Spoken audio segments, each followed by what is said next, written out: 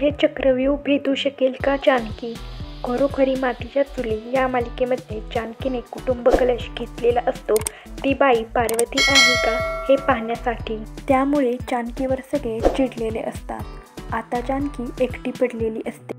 तिच्यासमोर ऋषिकेश येतो। ऋषिकेश जानकीला प्रश्न विचारतो।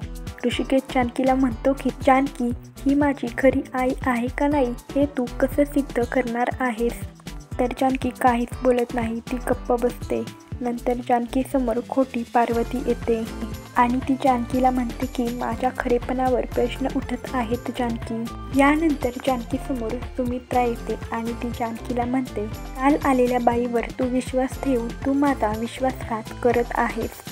नंतर जानकी समोर ऐश्वर्या येते आणि ऐश्वर्या जानकीला म्हणते की माझा हा नवा खेळ तू ओळखू शकणार नाहीस जानकी, तू आता अडकली आहेस असं ऐश्वर्या जानकीला म्हणते। आता ऐश्वर्याचा हा डाव जानकीला समजणार का?